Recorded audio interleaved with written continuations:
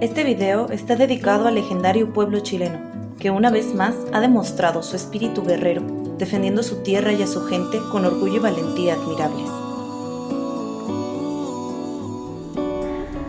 Hola, yo soy Alba Glés y es un gusto tenerte aquí en Alba y Tiempo. El día de hoy te quiero contar la historia de un personaje latinoamericano sumamente heroico, de cuya historia me enteré hace algunos años cuando estaba leyendo este libro, Inés del alma mía, de Isabel Allende.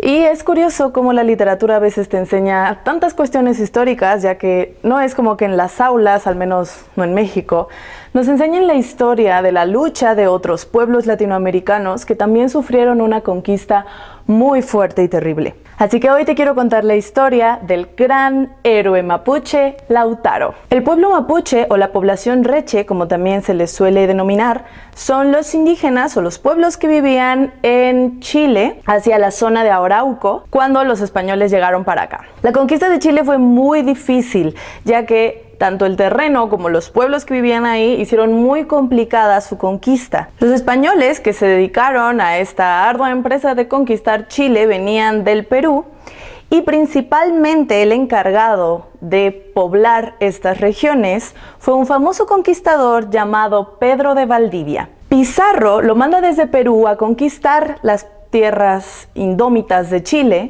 porque su propósito es que mientras más ciudades haya, menos amenazas de otros pueblos indígenas van a tener. Sin embargo, las intenciones de Valdivia siempre fueron tener un canal directo para comerciar con España, aprovechando el Estrecho de Magallanes. Por lo que Pedro de Valdivia se va a convertir en un personaje sumamente ambicioso, fuerte, gran estratega militar y que va a fundar muchas ciudades en lo que hoy conocemos como Chile. Todas estas historias acerca de la conquista de Chile nos llegan a través de diversos historiadores. Principalmente encontramos autores como Alonso de Ercilla, que escribe su famosa Araucanía, una historia de los primeros 30 años de la conquista en Chile. Tenemos también a Vivar, a Mariño de Lovera y a el autor en el que principalmente nos vamos a basar, que es Góngora Marmolejo. Estos autores obtienen sus historias a través de testimonios de indios que hablaban español, de españoles que estuvieron presentes en la batalla y de lo que ellos mismos observaban en su entorno. En fin, situándonos en este contexto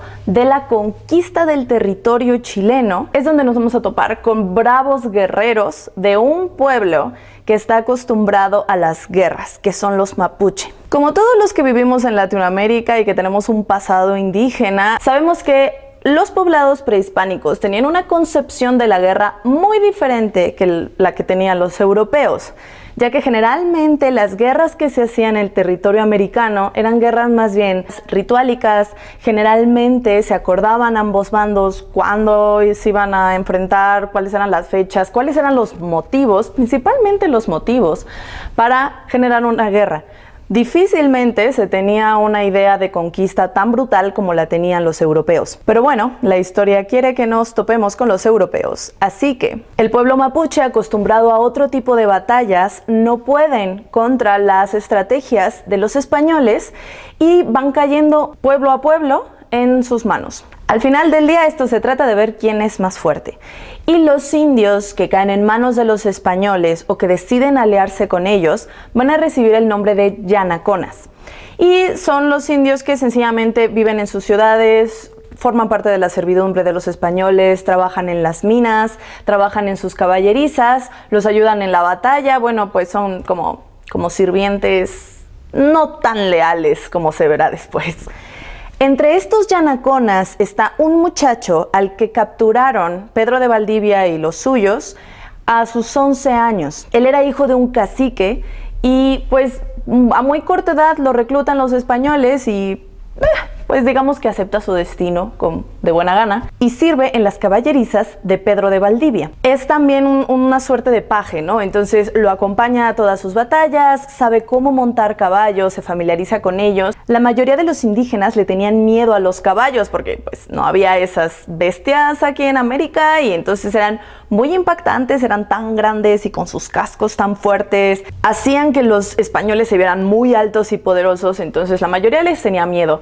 Pero este chico, llamado Alonso o Felipillo, se familiariza con todo lo que tenga que ver con los españoles. Aprende su idioma, sus costumbres, su manera de montar, su manera de combatir.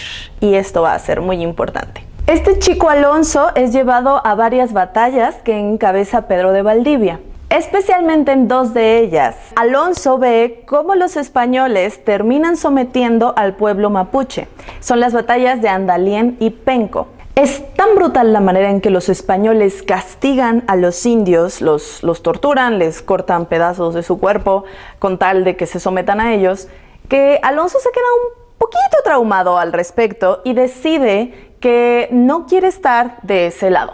Mientras tanto, las demás poblaciones indígenas están muy molestas por el trato que les dan los españoles, principalmente en la zona del Valle de Arauco, en un fuerte llamado Tucapel, que es una zona minera encargada de extraer oro. Ya sabes que a los europeos les encantaba esto de obtener oro. Los indios que estaban a cargo de las minas deciden que ya no pueden más. O sea, es un trabajo muy difícil. Tienen que ser recolectores de oro, construir casas para los españoles, y son trabajos forzados, de sol a sol, a los que ellos definitivamente no están acostumbrados ni están dispuestos a seguir soportando. Por lo que se organizan y deciden levantarse contra sus jefes españoles. Ya en alguna otra población habían visto cómo los indios se levantaban en armas, como exigiendo algún tipo de derecho. Los españoles les daban por su lado, los perdonaban y ahí quedaba el asunto. Entonces decían, bueno, lo único que queremos es que no nos hagan trabajar tanto. Entonces nos rebelamos, los españoles nos perdonan y todo es bien. De forma que planean su estrategia para poder atacar a los españoles que están dentro del fuerte de Tucapel. Ellos trabajaban allá adentro, ¿no? En las minas. Planean entonces que un día van a ocultar sus armas en los bultos que ellos llevaban al fuerte para trabajar, y que estando allá adentro iban a atacar a los españoles. Pero uno de estos capitanes a cargo del fuerte, llamado Martín Ariza, se huele un poco como que estas intenciones, ya sabe que son un pueblo más bien belicoso, les ha visto la inconformidad, entonces sospecha desde antes que están planeando un levantamiento. Decide capturar a todos los caciques o líderes que está viendo como que pueden ser los más fuertes y los apresa. Esto podría haber bajado mucho los ánimos del resto de los indios, pero al contrario, se incendian más de esta pasión guerrera y deciden ese mismo día atacar. Entonces, llevando sus armas en sus fajos de hierbas y de bultos, atacan el fuerte de Tucapel y resulta que superan en número a los españoles, y no solo eso, sino en bravura militar. Son brutales y los atacan con tal ímpetu que los españoles salen corriendo de allí y Martín de Ariza huye hacia otro fuerte llamado Purén. Mientras está toda esta revuelta y antes de que la noticia pueda expandirse a otras zonas de Chile, Pedro de Valdivia ha salido de la ciudad de Concepción para ir a ver el trabajo de las minas en Arauco. Una vez que llega a esta ciudad, le informan acerca de la rebelión en Tucapel y dice, bueno, ¿por qué no? Vamos a ver qué pasó allá, vamos a calmar un poco a los indios, ¿no? A ver qué les pasa ahora. Era muy común en esas fechas que subestimaran demasiado a las poblaciones indígenas y tenían más bien a los mapuches por gente tranquila, sumisa, que era fácil de convencer.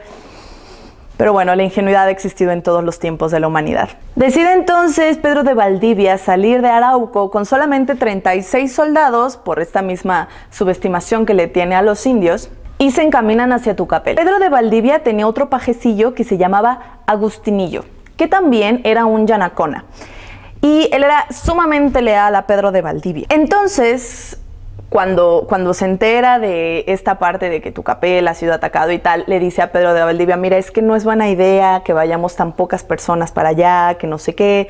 Y Pedro le dice, ay, no te preocupes, mira, ahorita solo somos 36, pero yo ya envié una carta a la ciudad imperial y nos van a traer a otras 20 personas.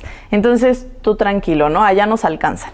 Bueno, pero al parecer Pedro de Valdivia no contaba con que su otro paje, que sabe Dios dónde había quedado, iba a volverse contra él. Todo esto está ocurriendo en 1553, en diciembre. Y resulta que este paje, que había sido criado en las caballerizas de Pedro de Valdivia, siendo uno de sus más leales siervos, aprendiendo todas sus costumbres, decide utilizar esos maravillosos conocimientos para utilizarlos contra su enemigo. Alonso ha decidido contactar con los caciques mapuches principales para, antes de que terminen su levantamiento en Tucapel, porque, han tomado el fuerte de Tucapel, pero ahora que sigue, ¿no? Todavía les falta este enfrentamiento con Valdivia. Por espías que tienen en los bosques, saben que Pedro de Valdivia viene en camino.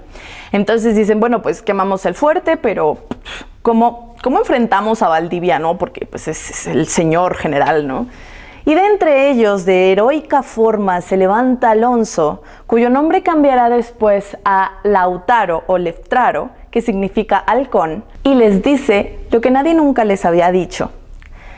Los españoles también sangran. No son inmortales, se enferman y tienen muchas debilidades. Son lentos con sus armaduras y no funcionan bien debajo del caballo. Sus caballos, por cierto, también son mortales y no funcionan bien en las laderas ni en las zonas mojadas o lodosas del terreno. Y si su propósito era luchar contra los españoles para después hacer tratos con ellos, les tenía asegurados que los cristianos los iban a someter y les iban a poner encima el yugo de la esclavitud en una servidumbre que jamás habían tenido hasta ahora, mucho más fuerte de la que se estaban quejando, y que la iban a tener que soportar ellos, sus mujeres, sus hijos y todas las generaciones siguientes. De tal suerte que valía más morir defendiendo sus casas que vivir siempre muriendo, y que si querían ganar esta guerra contra los españoles, debían dejarlo a él dar las órdenes para la batalla.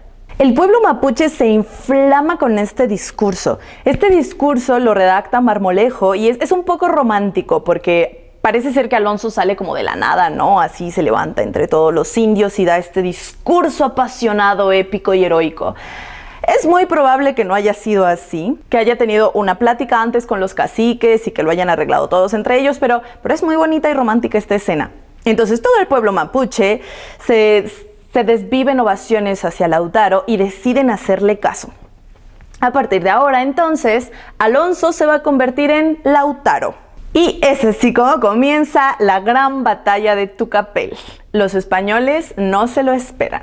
Lautaro decide dividir a su gente en escuadrones y los manda a llevar mensajeros por toda la Araucanía para que traigan cuantos soldados puedan y se unan a su ejército. Al final, Lautaro consigue más de 50,000 soldados mapuches a su mando. Los divide pues en escuadrones y les explica cómo está la zona. En cualquier batalla es muy importante tener conciencia del terreno en el que va a ocurrir toda la acción.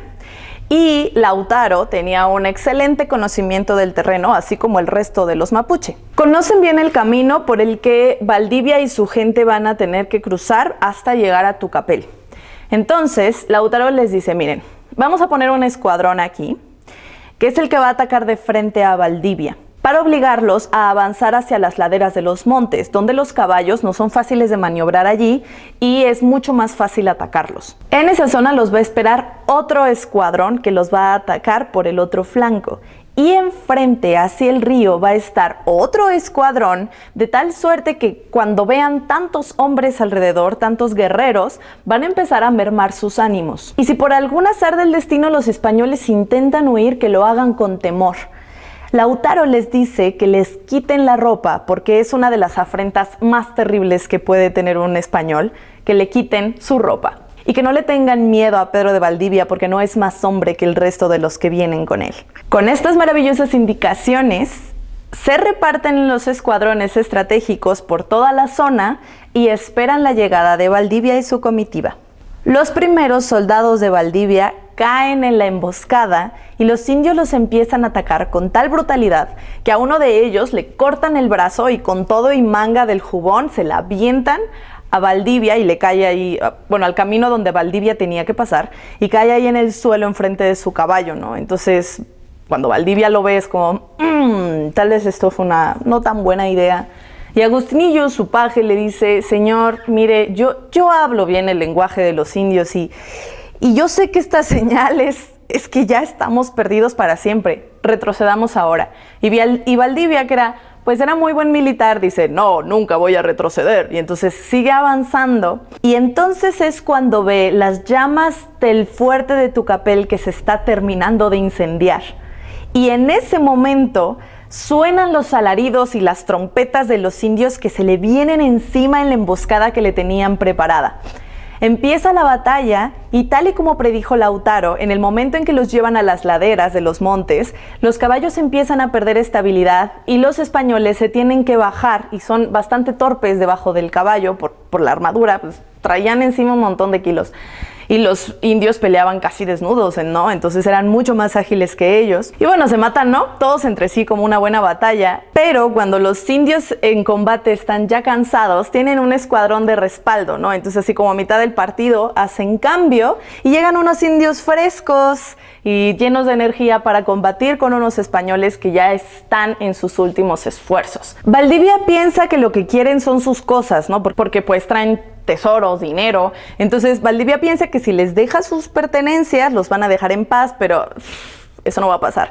Entonces se dan cuenta de que Valdivia intenta huir y es cuando se lanzan con absolutamente toda la artillería que tienen. Valdivia dirige al resto de su gente, que ya es solamente él, un sacerdote con el que venía, que es el padre Pozo, y Agustinillo, intentan retroceder mientras el resto de los españoles siguen dando lucha.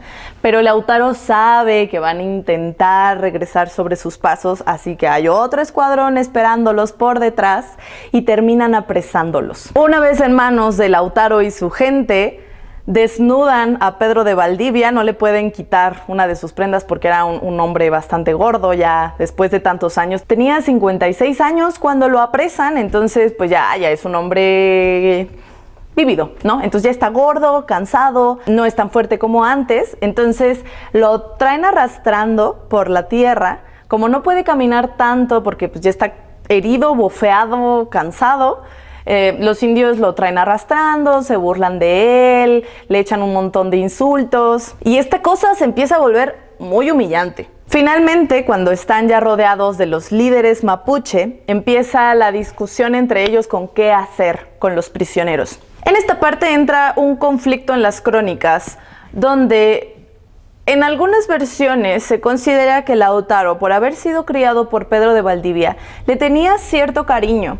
Entonces, como que una parte de él quiere liberarlo, ¿no? O sea, como que una parte de él quiere que Valdivia pueda escapar y ser libre. Pero al final del día también es que Lautaro tiene que conservar su papel como líder de una guerra. Así que no puede dejarse vencer por sentimentalismos. A la par está otro toqui o cacique muy importante y que también es un gran héroe de esta historia de la guerra de Arauco, que es el famoso guerrero Caupolicán. Caupolicán aparece varias veces en la historia revuelta con Lautaro, pero él tiene su propia épica. Él fue elegido como toqui, que es el puesto alto como general en los ejércitos mapuche, porque se hizo un consenso, ¿no? Tenían que elegir un líder y estos líderes siempre son los más fuertes. Lautaro tendría muy buena estrategia militar, pero no era tan fuerte. Entonces pusieron a competir entre sí a muchos guerreros, entre ellos Lautaro y Caupolicán, y la prueba era quién podía cargar sobre sus hombros el mayor tiempo posible un tronco así gigante y pesadísimo. Caupolicán gana esta competencia soportando el tronco durante 2 días y 1 noche. Por lo que, bueno, se gana este título de toqui y él es uno de los que está presente cuando apresan a Pedro de Valdivia y están decidiendo qué hacer con él. Mientras están en esto, Agustinillo, el paje que habla la lengua de los mapuche, decide hacer de intérprete, ¿no? Entre su maestro y los que los tienen prisioneros. Y les dice, no, miren, la verdad es que si nos dejan libres, mi maestro ya se comprometió a que nos vamos a ir de todo su territorio, vamos a quitar a todos los españoles de las poblaciones que hay, de las ciudades, las vamos a vaciar y a ustedes les vamos a entregar 10,000 ovejas como recompensa. Pero los mapuche no están dispuestos a negociar, así que Agustinillo lo descuartizan enfrente de Pedro de Valdivia como una manera de respuesta a sus negociaciones. El capellán que los acompañaba, el padre Pozo, se asusta, pues claro, están descuartizando a un chavito enfrente de ellos. Y arma como puede una cruz de madera con unos palitos que encuentra y empieza a decir oraciones y a intentar salvarse de la manera en que él sabe, pero los atacantes lo toman otra vez prisionero y le empiezan a cortar partes del brazo que asan y se comen frente a él mientras todavía está vivo. Al final, Caupolicán decide que si matan ahora a Pedro de Valdivia, a los demás españoles va a ser muy fácil matarlos después. Entonces, los terminan de matar al sacerdote y a Pedro de Valdivia y sus cabezas las cuelgan en puntas de lanza para tenerlas como escarmiento. Mientras todo esto ocurre, ¿recuerdas que habíamos dejado al capitán Martín Ariza muerto de miedo en el fuerte de Purén? Allá les llega muy tarde la noticia de que el fuerte de Tucapel fue atacado la primera vez y están decidiendo qué hacer, cómo solucionar el problema, ¿no? Al final, después de 2 días de que recibieron la noticia, mandan a 14 soldados a ayudar a Pedro de Valdivia. Todavía no saben que Pedro de Valdivia murió miserablemente, pero bueno, ellos van, los 14 soldados, a ayudarlo. Y cuando empiezan a entrar en los caminos hacia Tucapel, se empiezan a topar con varios indios en diferentes zonas del bosque que se empiezan a burlar de ellos. Está el bosque envolviéndolos y empiezan a sonar las risitas de los indios y les empiezan a decir: cristianos, ¿qué hacen aquí? Su gobernador ha sido muerto por nosotros. No les creen. Por supuesto, estos soldados piensan que es una manera de amedrentarlos y no van a ceder. Pero en el momento en que empiezan a encontrarse indios vestidos con las ropas de otros soldados españoles,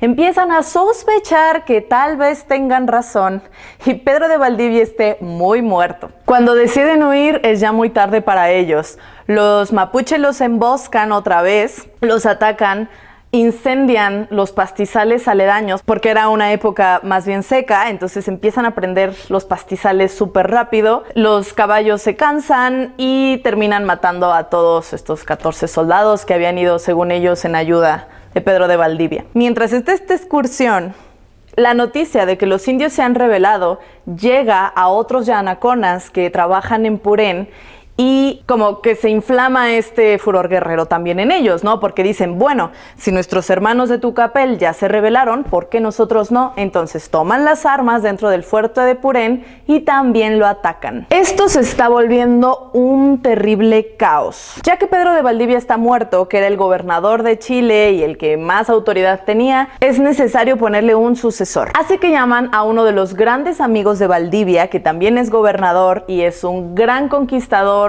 visionario hombre, llamado Francisco de Villagra. Este señor debe tomar todas las responsabilidades que tenía Valdivia y, aunado a eso, conseguir recuperar las ciudades que han sido tomadas, reparar los daños y someter a los indios rebelados. Estamos ahora en febrero de 1554. Francisco de Villagra intenta una expedición para luchar contra los indios que se rebelaron en Tucapel y toda esta zona, y deciden ir por el río Biobío. Durante todo su trayecto nadie los molesta, aparentemente no pasa nada. Los indios que se topan como que no tienen intenciones de pelear, pero lo que no saben es que los están espiando, ¿no?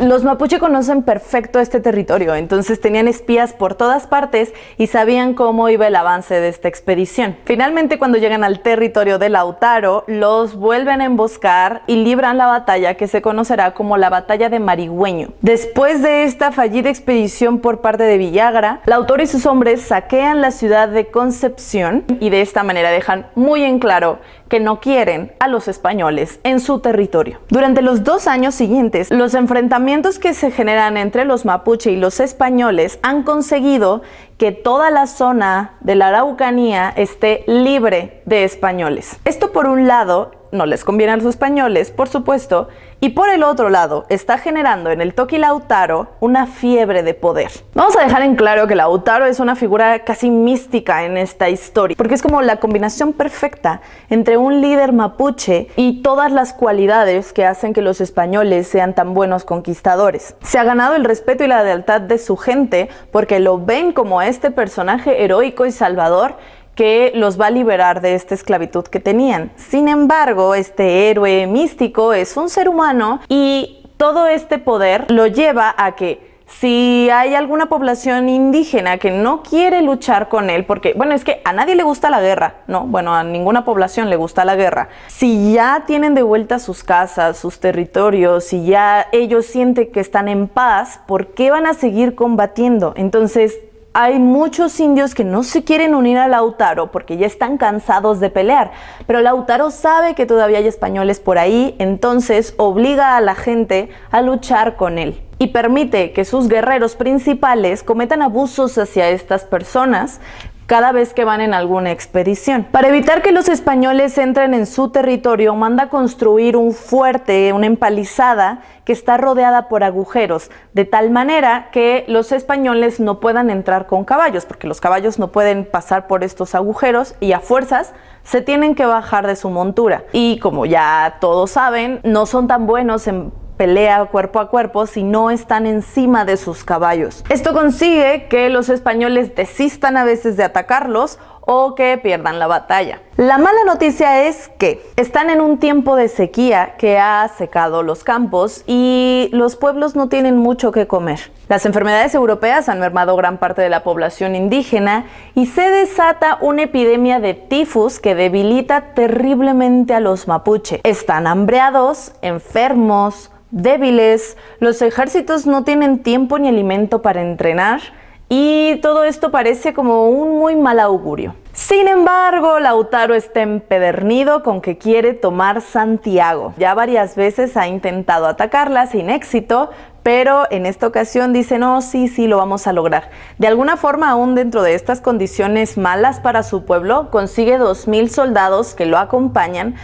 para tomar Santiago de Chile. Otra mala noticia es que hay muchos caciques enojados con él y deciden traicionarlo. Francisco de Villagra está muy consciente de la situación y él también tiene a sus propios informantes que le dicen cuál es el estado del ejército de Lautaro. Cuando recibe la voz de alerta de uno de estos caciques traidores de Lautaro, le dicen que Lautaro y su gente está acampando al norte del río Mataquito, que han tenido una noche de juerga, se embriagaron y tal, y entonces están completamente descuidados.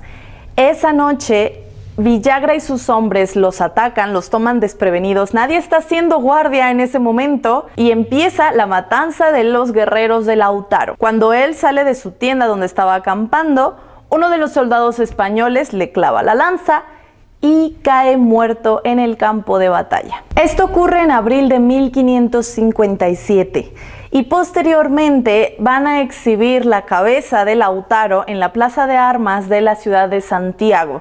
Esta era una forma de escarmiento muy común en esta época. Hay muchas historias de cabezas colgadas en plazas de armas, pero la valentía y el poder de este guerrero fue tal que sobrevivió su historia a lo largo de generaciones, impactando no solamente al pueblo mapuche, sino al mismo pueblo español que había sido derrotado infinitas veces por sus mismas estrategias militares. La guerra de Arauco no termina aquí, por supuesto, sigue durante mucho tiempo y no será sino hasta la rebelión mapuche de 1598 a 1602 que por fin consigan sacar a los españoles de su territorio, consiguiendo conservarse como población única los mapuche. No es que la historia haya sido más favorable con el pueblo mapuche, pues aún así, como al igual que muchas otras culturas indígenas en América, han sido marginados, condenados a la pobreza y encontrados siempre en problemas territoriales con las dos repúblicas que tienen a un lado,